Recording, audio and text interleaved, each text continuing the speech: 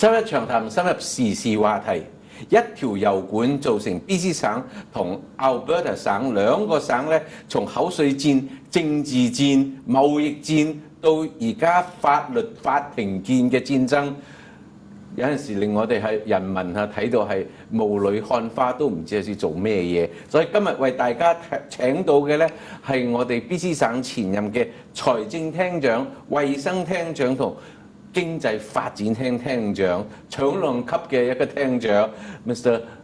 Colin Hansen 嚟同我哋講解一下佢對成個事情嘅睇法。Mr. Hansen, welcome to Monday Forum. Thank you very much. I just introduced to our audience you were the Minister of Finance, Minister of Health Services, and Minister of Economic Development. So, with your experience, probably you will help us understand what the heck is going on here.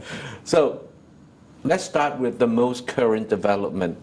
The federal court has rejected the province bid to appeal the National Energy Board decision that allows Kinder Morgan to bypass Burnaby bylaws to build the pipeline. And at the same time today, we also, the current development that the mayor of Burnaby in the past couple of weeks has confirmed that he will not pay for any police fees that incurred during the protest. This whole thing, can you help us understand what's going on and what this court decision means to this whole event? Well, I think when you asked the question, what the heck is going on, I think the answer to that is a lot of politics. And I think that it comes down to ideological fights. I think we see that there are individuals within the NDP party, including Mayor Corrigan, who simply want to frustrate economic development and frustrate this kind of needed infrastructure in British Columbia.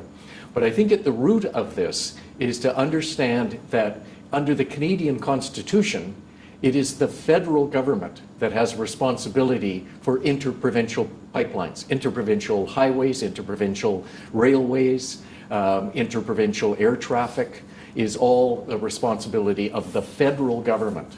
So here we have a situation where the federal government with the National Energy Board has gone through years of consultation. They've looked at all of the environmental risks and how to make sure that those are mitigated so that our pristine environment can be protected. But in spite of all of that process, and after all of that process, the federal government has decided that this pipeline should proceed and that it is in the national interest of all of Canada. And now you have the provincial NDP government, and you've got certain mayors in municipalities who are now, after the fact, trying to frustrate and throw up roadblocks in front of this project. And the court system is saying, no, you can't do that, because this is a federal government decision and it should go ahead. Can any level of government, or which government, can enforce this decision? Absolutely. It's the federal government's prerogative. They have the jurisdiction. And we're starting to see these court decisions now that uphold that and acknowledge that it is a federal government responsibility. There is a term that we have been hearing more and more frequently, particularly when it comes to environmental issues like this civic disobedience. Would that happen in this case? Well, I think we're seeing that, and I think that everybody, every Canadian has a right to disagree with decisions by their governments. They have a right to protest, but those protests have to be lawful. And we've seen actions on Burnaby Mountain where the courts have said that it is illegal for anybody to interfere within 5 meters of the operations of Kinder Morgan in Burnaby. And people are breaking that law and they're being arrested for it. So, civil disobedience, when it crosses the line and breaks the law, has to be dealt with by the court system, which we are seeing happening.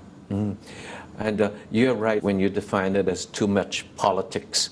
It's because even the public elected officials are crossing that line in order to get more attention to the politicalized issues.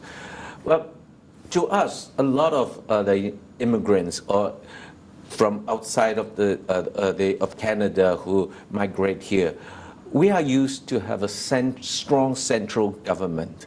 But this whole event, for instance, John Horgan says that he is filing a constitutional reference, but at the same time, Nolan said that it is definitely a federal issue. But the federal government says they don't want to be involved in disputes between the provincial governments.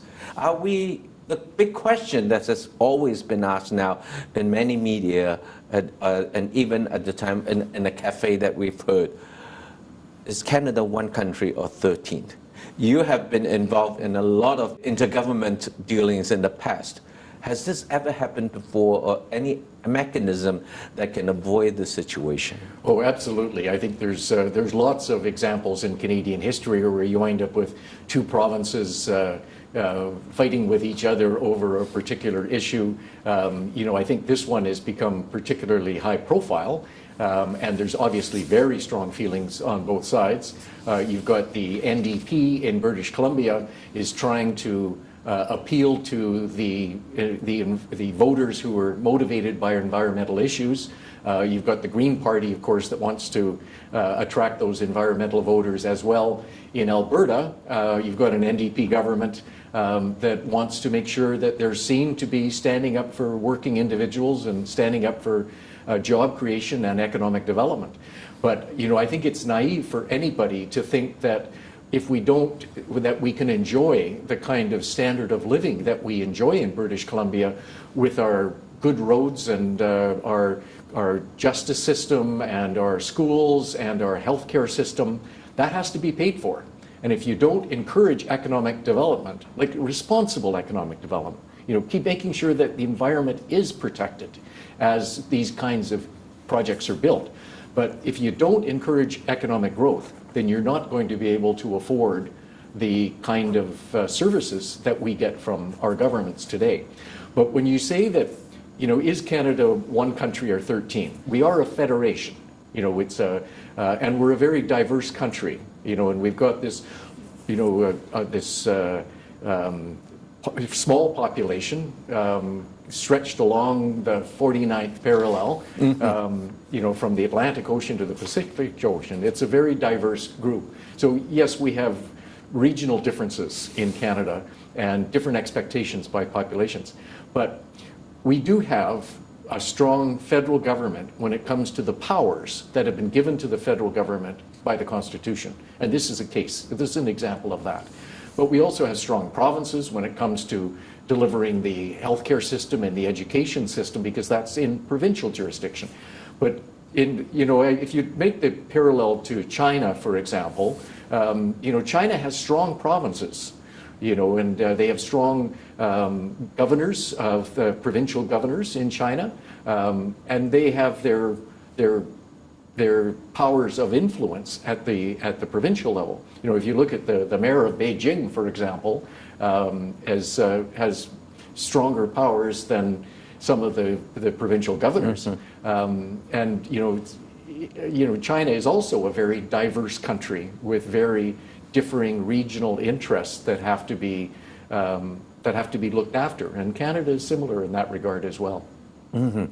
Your background has a lot to do with economic development, but from the environmentalist point of view, they also would like to say that we are proud that Canada is a clean industry. Canada is the leader of the world of being environmental conscious. Is there something that a win-win situation, or we can have both? Absolutely, and I think that this pipeline project is an example where there have been great lengths taken to make sure that the environment is protected. So today we have, I think it's about 36, 39 oil tankers a year come out of Burrard Inlet, under the Lionsgate Bridge, and out around southern Vancouver Island.